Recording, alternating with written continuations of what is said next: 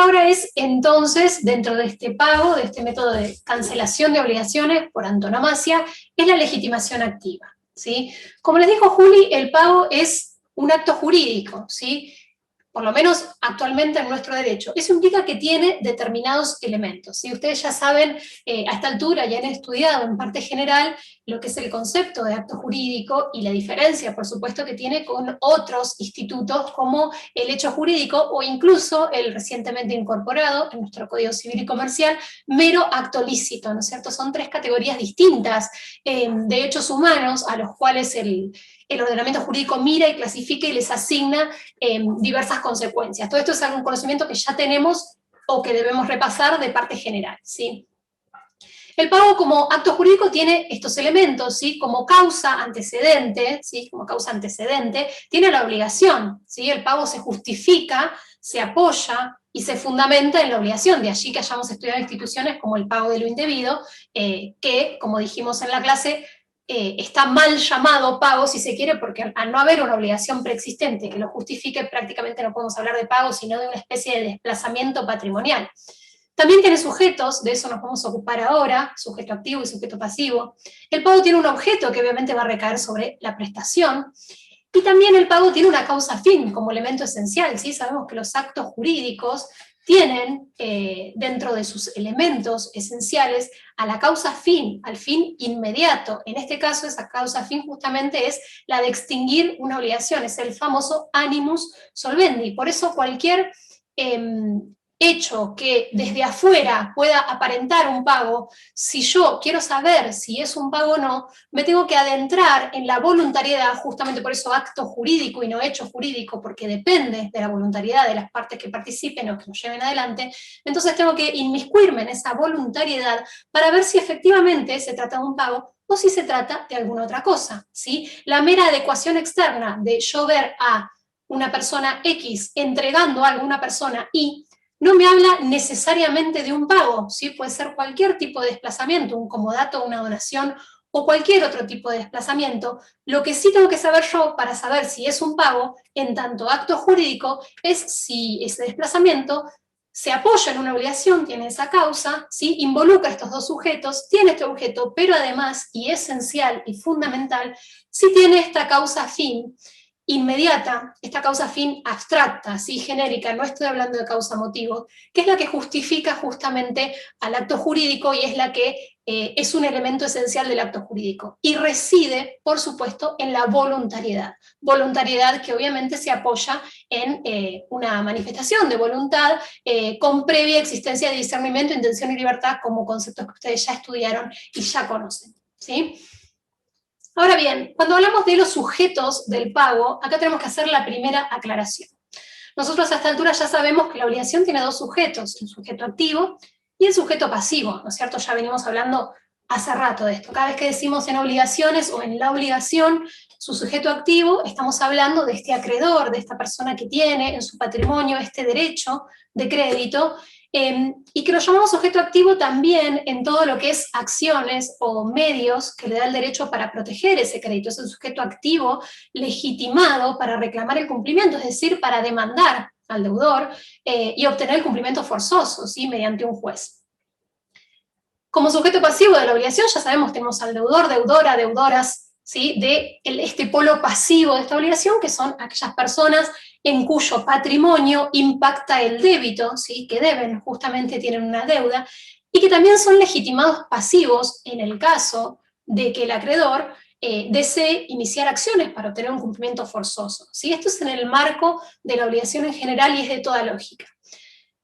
Acá en el pago tenemos que prestar atención porque en el pago, puntualmente, cuando hablamos no tanto de sujeto, sino de legitimado activo y legitimado pasivo, la cosa se da vuelta, ¿sí? El legitimado activo en el pago es el deudor, ¿sí? Y el legitimado pasivo es el acreedor. ¿Por qué?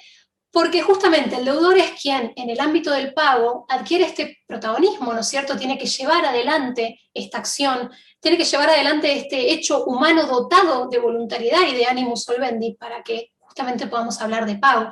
Entonces, podemos hablar de un legitimado activo en ese sentido, pero no solamente en ese sentido, sino que también en el caso del pago, el deudor es también quien tiene derecho a pagar. Entonces es legitimado, cuando hablamos de legitimación, tanto en el ámbito procesal o de fondo, estamos hablando de alguien que tiene un derecho a protegido por una acción para, ¿sí? Son conceptos en los que se habla, ¿sí? Tanto en el derecho de fondo como de forma.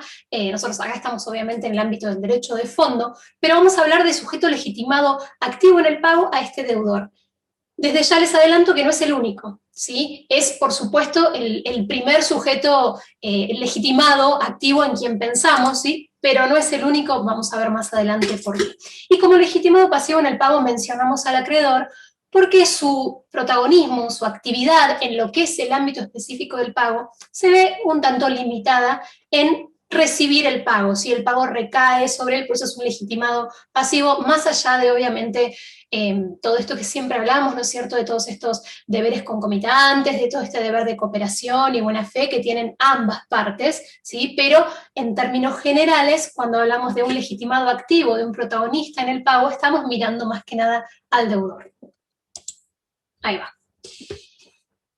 Entonces, hablamos de legitimación activa, como les decía, cuando hacemos referencia a la posibilidad de las personas a las cuales el ordenamiento jurídico habilita a realizar determinado acto, a llevar adelante determinado acto, ¿sí? Y en el pago, obviamente, esto se refleja en el derecho a pagar, incluso de imponer al acreedor ese pago, ¿sí? A tal punto es legitimado activo el deudor y las personas que vamos a ver a continuación en un rato, que incluso pueden prescindir de la voluntad de este acreedor e imponerle ese pago, ¿sí? Cuando hablamos de legitimados para el pago, por supuesto, la primera persona que se nos viene a la cabeza, el legitimado por antonomasia, el ejemplo o lo que primero intuimos o podemos conocer es que es el deudor, ¿no es cierto? Este deudor, ¿sí?, puede estar incluso siendo representado, ¿sí?, cuestión que no varía respecto de las reglas generales, porque actuar en representación de alguien, ustedes ya saben, y ya estudiaron en parte general que todo lo que un representante actúe versa o recae sobre el patrimonio del representado, ¿sí? Ustedes saben que acá hay una capacidad de ser titular de derechos y una capacidad de ejercitarlos que se puede realizar a través de representantes, pero no quiere decir, ¿sí?, que recaiga sobre el patrimonio del representante ese pago, sino que en el caso de que yo me encuentre ante el pago realizado por un representante, técnicamente es el pago realizado por el deudor a través de su representante. También se incluyen, y todos los libros mencionan a los sucesores, ¿sí?, sean universales o particulares. Ya sabemos que quien sucede a una persona en la titularidad de un derecho continúa, ¿sí?, ese derecho u ocupa el lugar de, sea porque se cedió la deuda, o sea porque, digamos, hubo una herencia, mortis causa, etcétera. Tanto el deudor como obviamente sus representantes y sucesores son los primeros legitimados para el pago. Podría haberse dicho simplemente deudor, porque si digo deudor, obviamente que estoy incluyendo a representantes y sucesores. Este deudor tiene no solamente el derecho de pagar, el derecho de imponer al acreedor ese pago, ¿sí?, sino que es justamente quien tiene la obligación de pagar. Sabemos que las obligaciones tienen efectos relativos, ¿sí?, relacionan a este deudor y a este acreedor, y respecto de este deudor es sobre el único sobre el cual el acreedor puede exigir el pago. No quiere decir que no pueda recibir el pago de otras personas, que vamos a ver a continuación, ¿sí? Pero lo cierto es que el deudor no solamente puede pagar, sino que debe pagar, ¿no? Es la persona que debe pagar.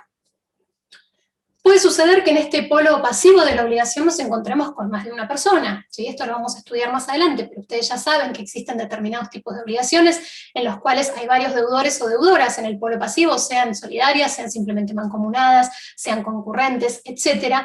Y en ese caso la legitimación para pagar se va a estudiar en cada una de estas clasificaciones porque varía, ¿sí? No es lo mismo ser codeudor en una obligación solidaria o concurrente que ser codeudor o codeudora en una obligación simplemente mancomunada divisible, ¿sí? La legitimación ahí se va a corresponder con el tipo de obligación de que se trate, ¿sí? Y más que nada tiene que ver con si hay legitimación para pagar el todo o si hay legitimación para pagar una parte. Esto lo vamos a ver ya después en las obligaciones de sujeto plural.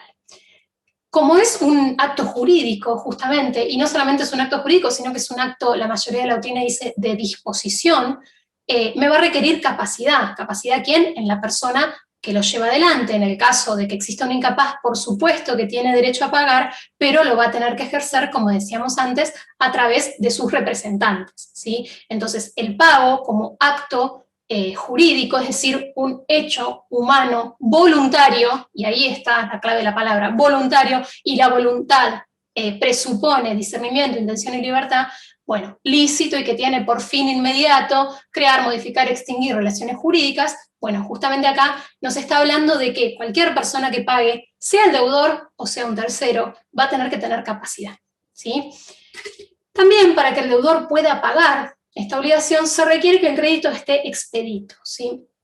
Es decir, que no obre, por lo menos en conocimiento de este deudor, ninguna traba, ¿sí? Que en ningún momento el deudor haya tomado conocimiento de una traba que le impida pagar esa deuda a su acreedor, ¿sí? El ejemplo típico es el crédito embargado, ¿sí? Si yo soy deudora de Dominique y a Dominique, que es mi acreedora, le embargan ese crédito, es decir, ese derecho a cobrar, a mí probablemente me va a avisar un juez, o de la manera que corresponda, que ustedes van a estudiar más adelante, que no puedo pagarle esa deuda a Dominique porque ese crédito está embargado, entonces debo ir a pagarla en sede judicial para que luego el juez decida cuál va a ser el destino de esos fondos, digamos. Pero eso significa justamente que el crédito esté expedito, que esté sin ninguna traba que le impida al acreedor recibirlo. El deudor que paga mal, es decir, que paga sabiendo, por ejemplo, que el crédito está embargado, va a tener que pagar 2 veces o ese pago va a ser inoponible, justamente ya estudiamos el concepto de inoponibilidad,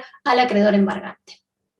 Entonces, este pago realizado por este deudor es el único pago en el sentido, digamos, o con todos los efectos que vamos a estudiar más adelante, o con toda la amplitud, con toda la fuerza a la que nos referimos en general cuando tomamos la idea de pago, ¿no es cierto? Extingue la obligación. O sea, empezamos a decir, el pago es el medio de extinción de la obligación por antonomasia. Bueno, este pago de este deudor, ¿sí? De este deudor capaz, de este crédito expedito, etcétera, va a ser el único que va a extinguir el crédito desde el punto de vista de ambas partes, tanto para el acreedor como para el deudor, y por lo tanto la obligación quedará cancelada, ¿sí? Finalizada.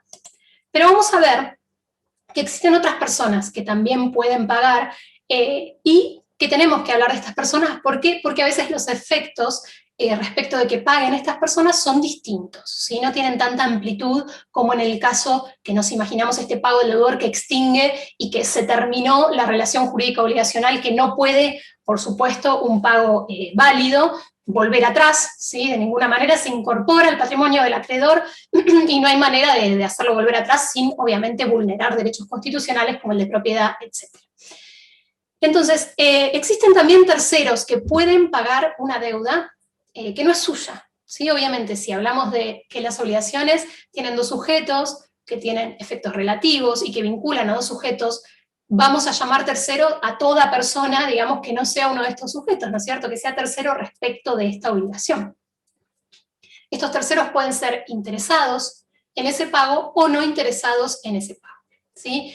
Vamos a llamar tercero interesado a aquella persona que no es deudor, obviamente, igual que el tercero no interesado, no son deudores en principio, pero, sin embargo, el incumplimiento de este deudor, es decir, la falta de pago, el hecho de que el deudor verdadero, si ustedes quieren decirle originario, no pague, les puede causar un menoscabo patrimonial, ¿sí?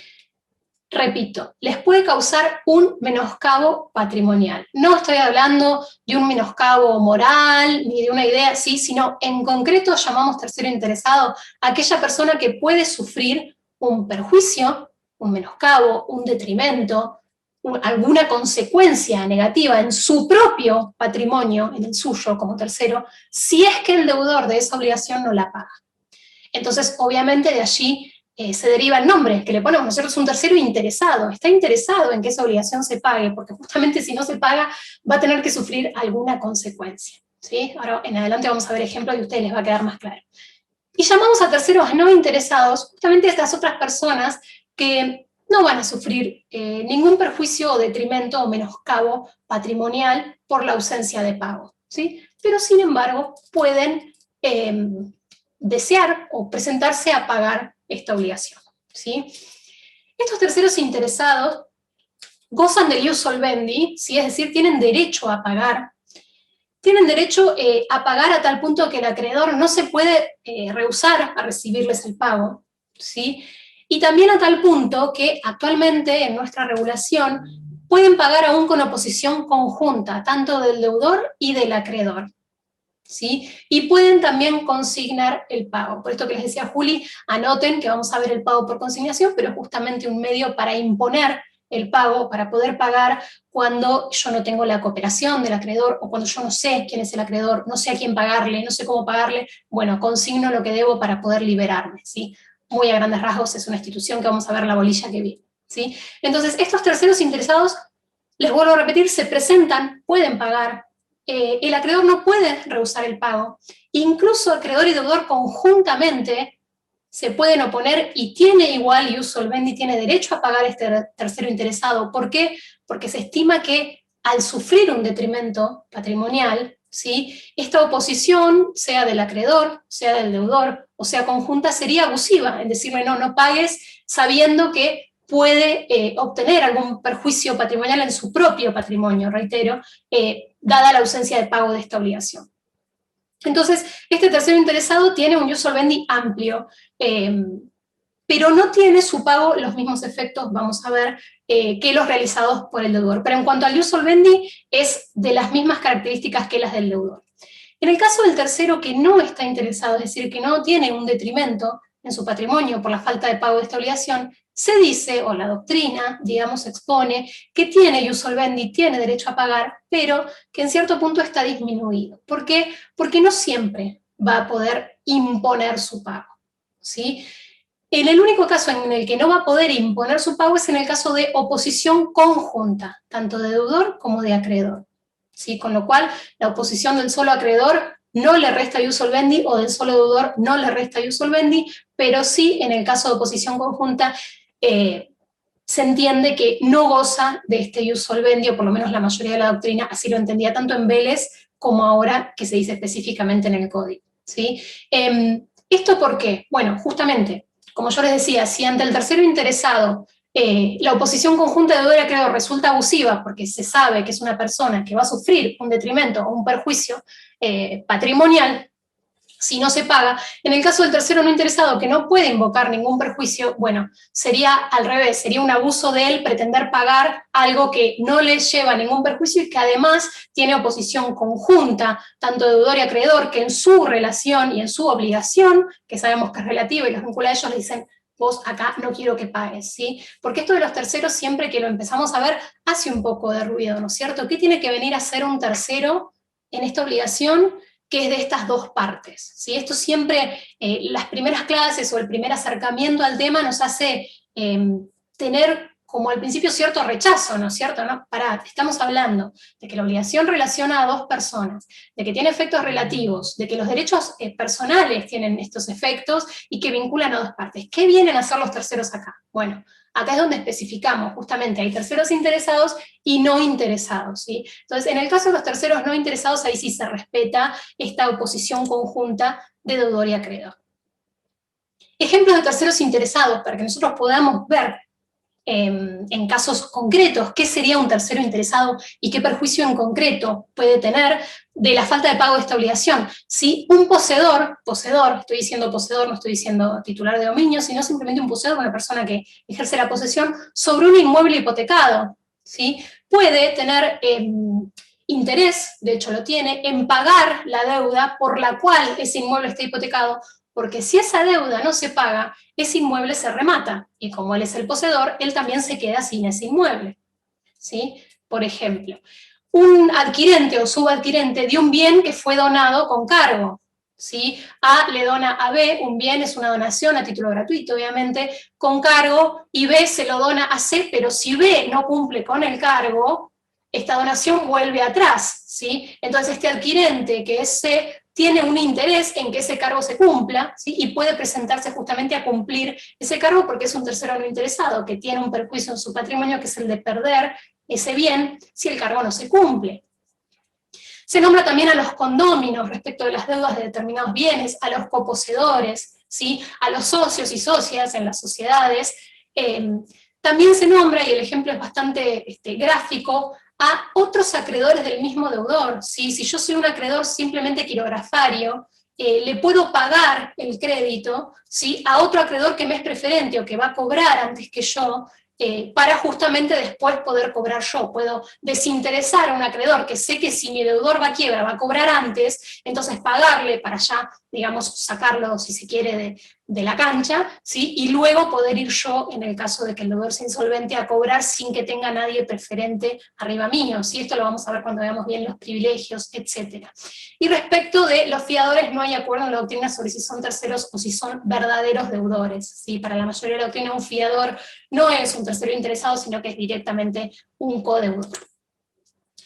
Algún ejemplo, digamos, de un tercero no interesado, como para sumarle a esto, puede llegar a ser el amigo, el padre, la madre, amiga, que quiere pagar la deuda de su hijo, su hija, su amigo, su amiga, digamos. Si su amigo, su amiga, su hijo, su hija no la pagan, no tiene un perjuicio patrimonial, tiene un interés, si se quiere, moral, lo puede querer ayudar, etcétera, pero no se trata de un tercero interesado porque justamente, por eso les digo, es quien sufre un perjuicio patrimonial en su propio patrimonio si esa deuda no se paga. Entonces, cuando hablamos de tercero interesado y de tercero no interesado, tenemos que hablarlo en el sentido técnico y jurídico acá, que es justamente el patrimonial. Solamente voy a considerar tercero interesado quien tenga, reitero, un perjuicio en su patrimonio, más allá de que la palabra interesado, ¿sí?, en el lenguaje corriente nos pueda remitir un montón de otras situaciones, porque seguramente no haya nadie más interesado o interesada en pagar la deuda de un hijo o una hija que sus padres, probablemente, pero no son, digamos, en los términos que estamos hablando ahora técnicos, terceros interesados. Esto también viene bien. Una pregunta. Sí.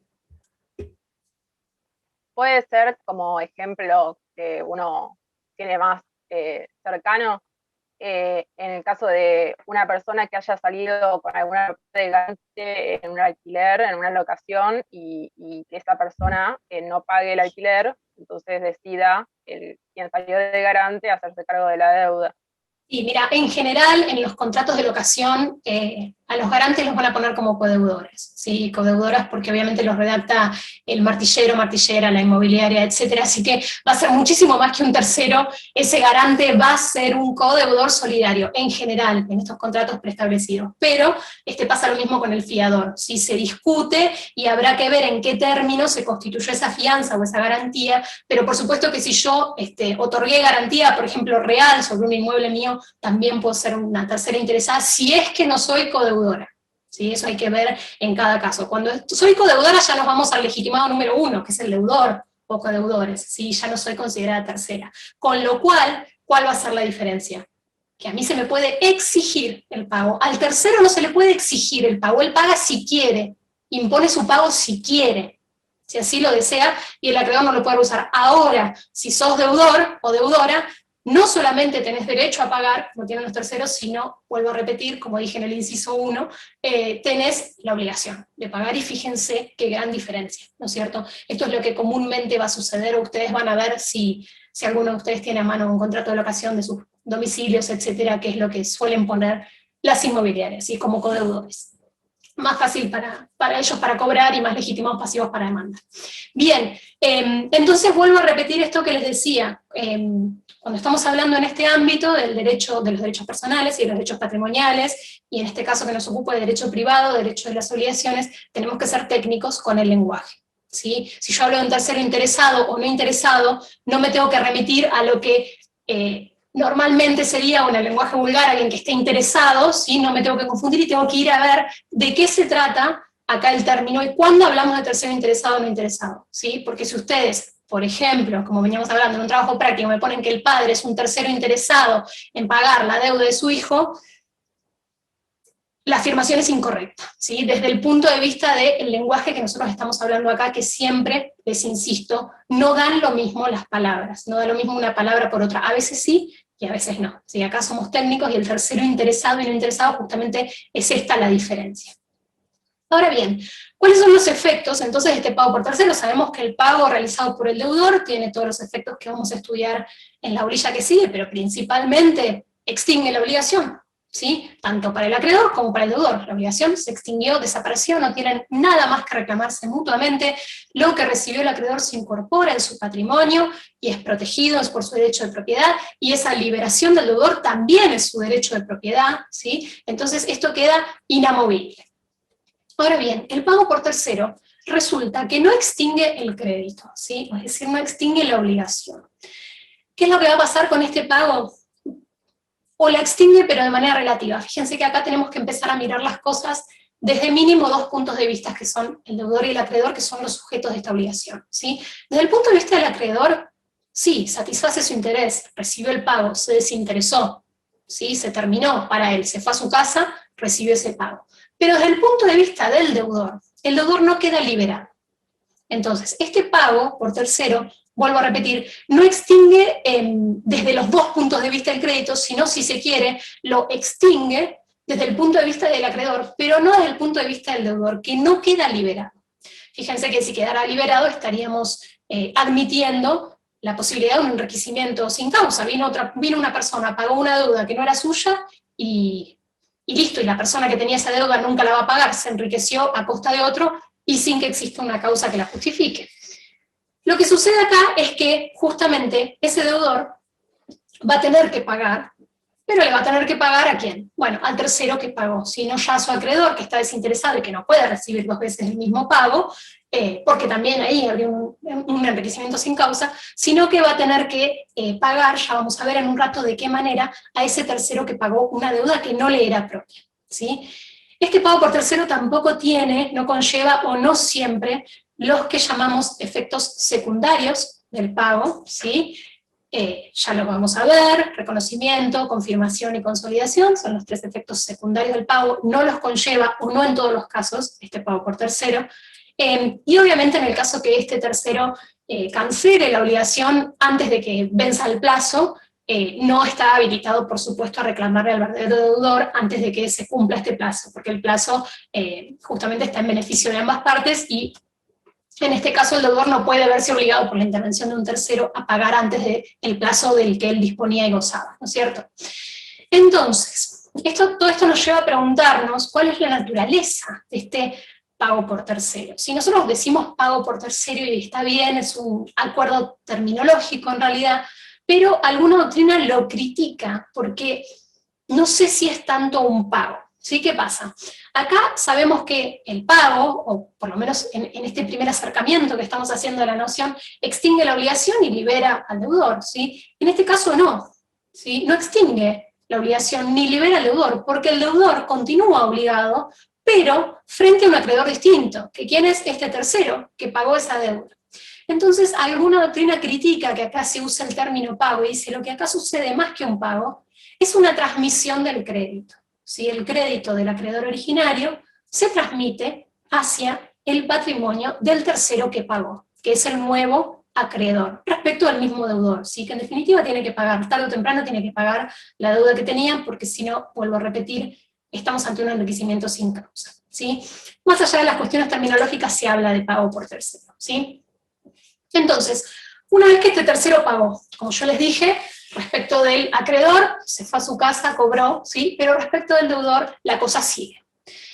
Entonces, lo primero que tiene que hacer este tercero que pagó, obviamente, que se lo impone la buena fe y la diligencia, es dar aviso. ¿Sí? Dar aviso a quién, al deudor, obviamente, de que pagó esta deuda. En el caso que no dé aviso a ese deudor de que pagó esa deuda y el deudor concurre a pagarle al acreedor, bueno, este tercero nada tendrá que reclamarle a ese deudor, ¿sí? Entonces lo primero que tiene que hacer es dar aviso al verdadero deudor para estar actuando de manera diligente, ¿sí? Si no da aviso, el pago posterior que haga el verdadero deudor, esa obligación le es oponible, digamos, y no tiene nada que reclamar. En todo caso tendrá para reclamarle al acreedor si correspondible.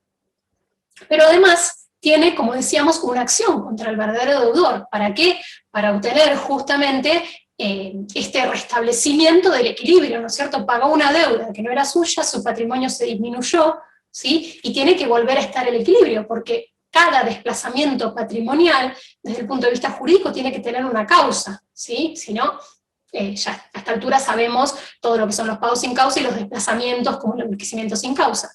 Entonces, tendrá diversas acciones contra el verdadero deudor.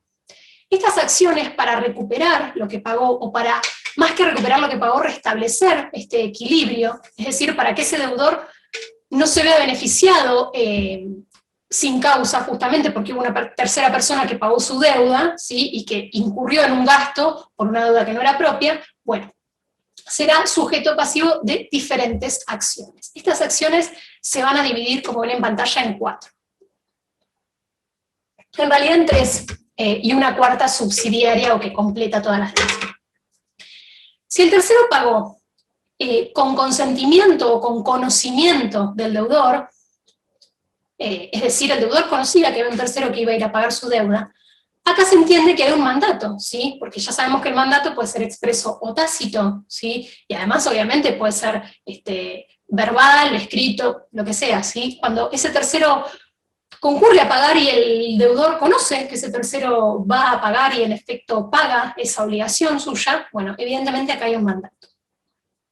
Cuando ese tercero paga en ignorancia de ese deudor verdadero, ahí el código nos dice tendrá la acción por gestión de negocios, es decir, no hubo un mandato, no hubo conocimiento, tampoco hubo una oposición, sino simplemente una ignorancia del deudor, y se dice que va a tener la acción por gestión de negocios.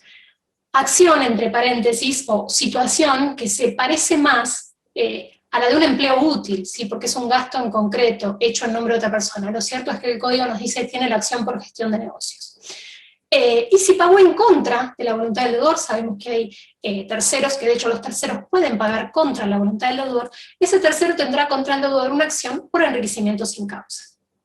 En todos los casos, o en casi todos de estos, ahora vamos a ver en cuál no, tiene la opción de el pago con subrogación, ¿sí? Es decir, es subrogarse los derechos del acreedor, que ahora vamos a ver más o menos de qué se trata, ¿sí? Cuando hay mandato, es decir, cuando se paga con conocimiento o asentimiento de este deudor verdadero, que sabe, que conoce y asiente o consiente que ese tercero pague su deuda, corresponde la acción del mandato del 1328, que es la acción, si se quiere, más amplia en este sentido, ¿sí? El deudor debe restituir la totalidad de lo pagado, ¿sí? lo que ese tercero pagó, con más los intereses.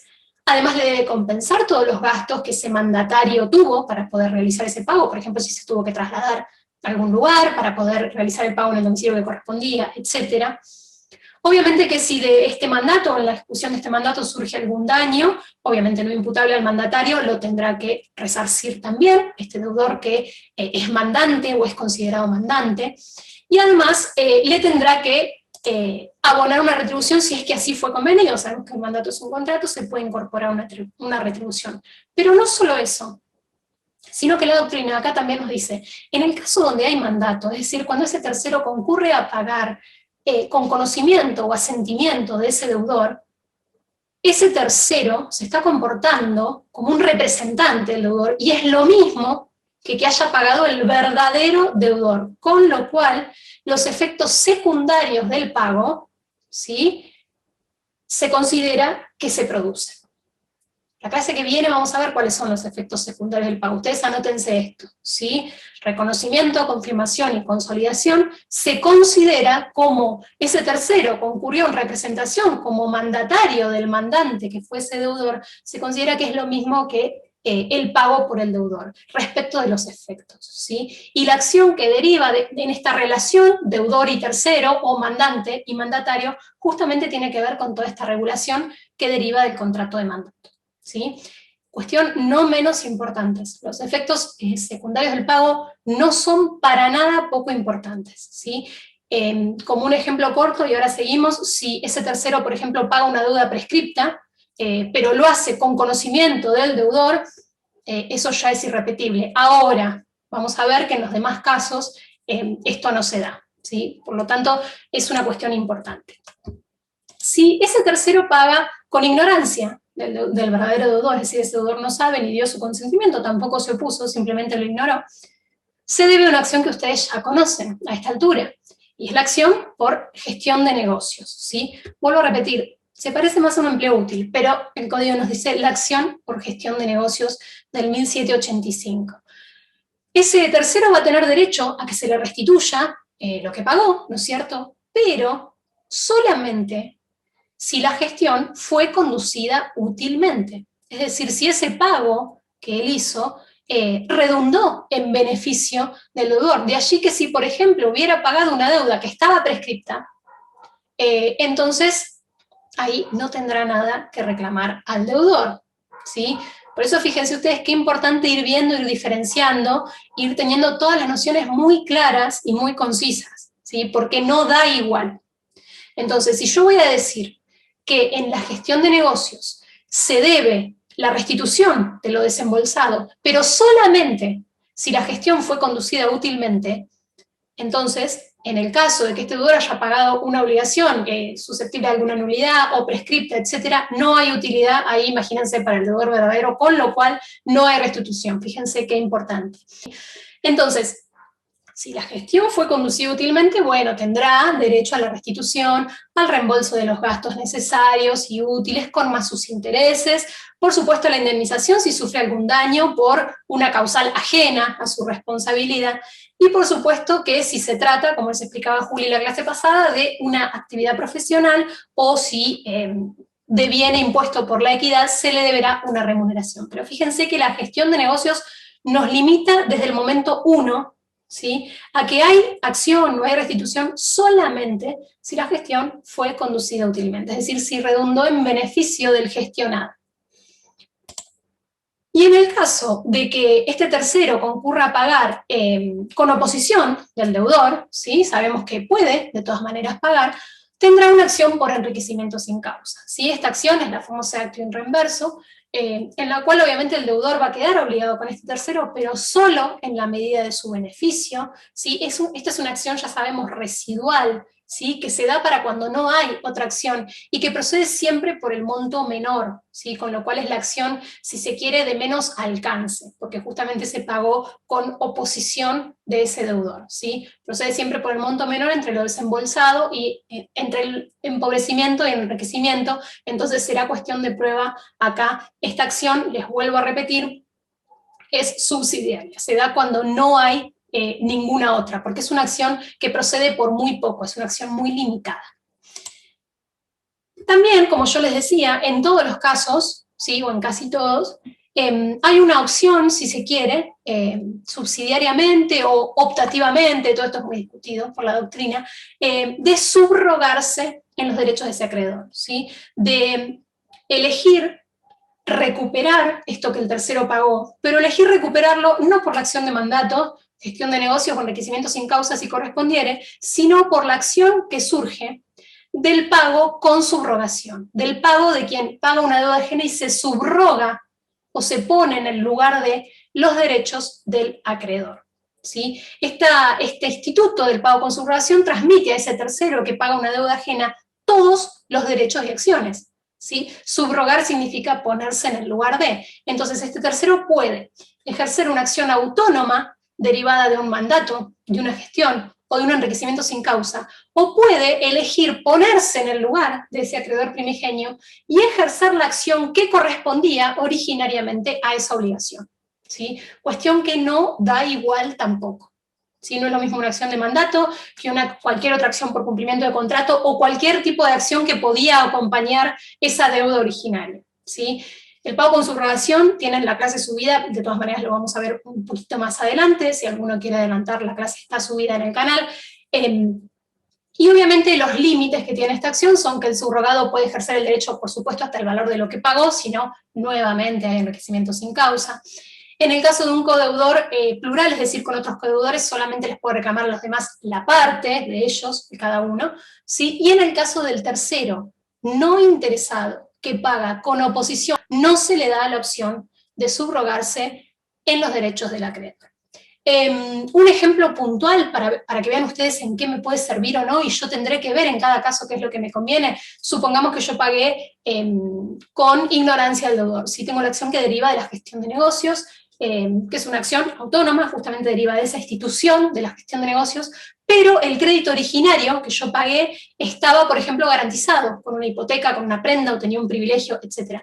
En ese caso, para yo poder cobrar lo que yo desembolsé, me va a convenir subrogarme en los derechos del acreedor originario, porque esa acción está protegida, ¿sí?, por una, por ejemplo, garantía real, ¿sí?, o por un privilegio, o por lo que sea, ¿sí? Y la acción por la gestión de negocios en principio es quirografaria. ¿Qué les quiero decir con esto? Cuando terminemos de estudiar todo, privilegios, pago con subrogación, etcétera, todo este rompecabezas a ustedes les va a terminar de cerrar, pero tengo en esos casos la opción de la subrogación y yo tendré que ver en cada caso qué me conviene. ¿Sí? Si ejercitar la acción derivada del mandato, de la gestión o del enriquecimiento sin causa, según corresponda, o si directamente subrogarme en los derechos del acreedor, en los casos en los que se permite, pero si lo tengo, ver si ese crédito tiene una acción mejor o está mejor protegido, a mí me conviene ponerme en el lugar de ese acreedor porque recibo ese crédito tal cual está, con sus garantías, con sus fiadores, con todo lo que conlleva. ¿Sí? Puede también influir sobre esto los plazos de prescripción, puede influir sobre esto el cómputo de los intereses, pueden influir un montón de cosas, ¿sí? En las cuales yo voy a tener que ver qué es lo que me favorece mejor o de qué manera yo tengo mejor éxito en poder reclamar del deudor siempre, ¿sí? Aquello que yo desembolsé para pagar ese crédito.